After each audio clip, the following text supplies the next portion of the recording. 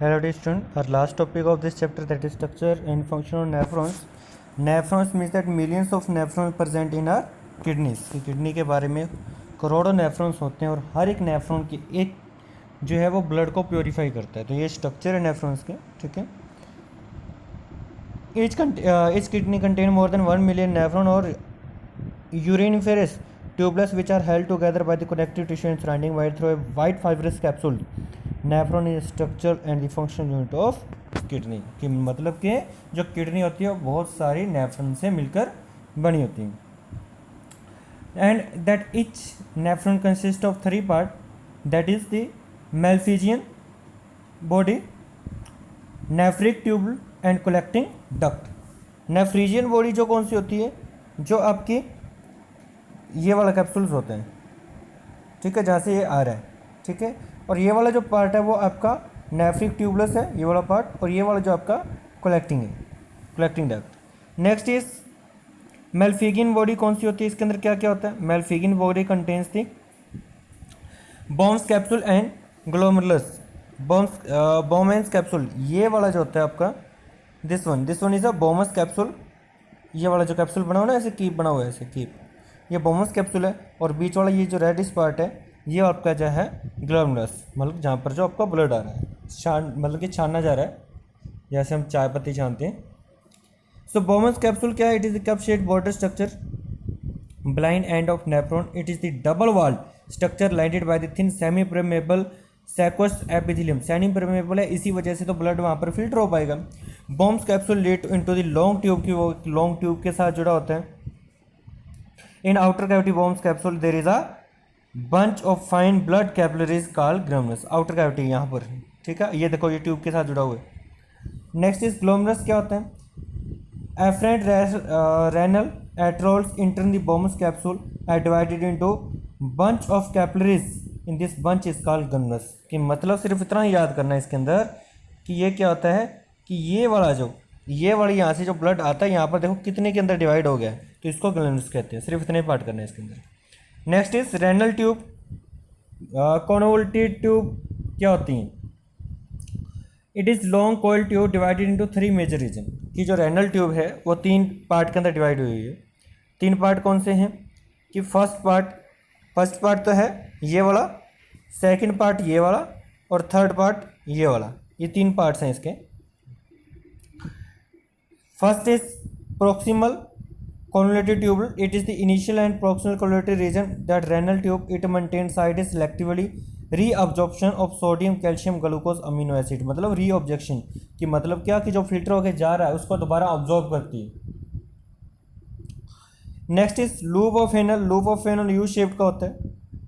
ठीक है, जो 3 वाल्व होता है, ascending limb and thick valve. Ascending limb, descending limb is permeable to water but ascending limb is permeable to sodium chloride. क्योंकि जब filter करेंगे तो फिल्टर बहुत कुछ ऐसा फिल्टर हो जाता है ब्लड में से, जो ब्लड को ज़रूरत है, जिसको फिल्टर नहीं होना चाहिए, लेकिन उसको दोबारा फिर अब ब्लड जो है अब्जॉर्व कर लेता है. इसलिए ब्लड की जो ब्लड है, ये देखो ब्लड जो है आपका यहाँ से लेके, ये देखो ब्लड यहाँ पर आ रहा है, लेकिन यहाँ पर देखो साथ साथ में आ रहा है ब्लड. क्यों, क्योंकि जो बाकी चीज़ रीअब्जॉर्प्शन करने के लिए ये पार्ट भी रीअब्जॉर्ब करेगा, ये भी करेगा, और ये पार्ट भी रीअब्जॉर्ब करेगा. ठीक है, तो इसमें दोबारा फिर ये देखो, यहाँ से ब्लड रेड है, यहाँ से हो गया, फिल्टर हो गया सारा कुछ, उसके बाद ये ब्लू हो गया, मतलब कि बिल्कुल साफ़ हो गया हमारा खून, यूरिन इसमें से निकल गया. Next is distal converted tube. Distal converted tube जो लास्ट वाली होती है, is the distal converted part of renal tube which opens in the collecting tube और collecting duct. It present in the cortex region of kidney. So most of जो water होता है वहीं से रिब्रोज होता है. तो मतलब क्या, ये कलेक्टिंग कैनल, मतलब कि जो हमारी यूरेटर है उसके साथ ये कनेक्ट होती है यहाँ से. ठीक है, तो जो हमारी डिस्टल कन्वर्टेड ट्यूब है वो हमारे यूरेटर के साथ कनेक्ट होती है. Next one is collecting duct. Collecting duct कौन से हैं, सो these are the large duct each receiving collecting tubulus from several nephron and these drain the urine collected from the nephron into ureters. So physiology of urine formation क्या है, urine कैसे बनता है, physiology क्या है उसकी. पहले क्या होता है, पहले होता है अल्ट्रा फिल्ट्रेशन, किसमें, बोमन्स कैप्सूल के अंदर. So walls of the glomerulus, capillaries and Bowman's capsule act as a ultrafiltration because they are thin and semi-permeable in the nature. Are the part of water dissolved in nitrous waste like urea, glucose, amino acid, mineral salt pass through the glomerulus and get collected in the Bowman's capsule due to the high pressure, and this filter is called glomerular filter. And this process is called ultra filtration, मतलब capsule के अंदर ये सारे का सारा filter हो गया, दोबारा फिर इस ट्यूब के अंदर आ जाएगा, ठीक है। So the total volume of glomerulus filtrate is approximately 125 ml एक मिनट के अंदर, मतलब कि 180 लीटर हमारा खून साफ होता है एक दिन के अंदर। नेक्स्ट सिलेक्टिवली रीअब्जॉर्प्शन, अब जब निकल गया तो अब देखो जो चीज़ ब्लड को चाहिए वो भी निकल गई तो उसको रीअब्जॉर्ब कराया जाएगा, ब्लड उसको रीअब्जॉर्ब करेगा। The glomerular filtrate and nephric filtrate found by ultra filtration also called the primary urine. The glomerular filter passes through the renal tube and several useful substances like glucose, water, amino acid, salt are reabsorbed through the walls of the renal and nephric tube कि वो दोबारा reabsorb हो जाएंगे and return to the blood capillaries surrounded by the tubules, कि दोबारा फिर वो blood capillaries के अंदर चले जाएंगे। सो इस this selection reabsorption useful component of NIPER filtration absorb PCT and DCT. ये पीसीटी और डीसीटी मैंने दोनों आपको बताया, जो ऊपर वाला एरिया था जो नीचे वाला एरिया था, ये वाला पीसीटी और ये वाला DCT. Next one is tubular secretion. It occurs in the distal connective tube, जो लास्ट वाली पार्ट था DST DCT. So tubular secretion is active secretion of waste product by the blood capillaries into the urinary tubule. So the liquid of the tubule is now is called urine and which contain the ammonia, urine, uric acid and creatinine hippuric acid. The urine carried the collecting duct, the ureter passes the urine into urinary bladder. ये हो गया सारा part.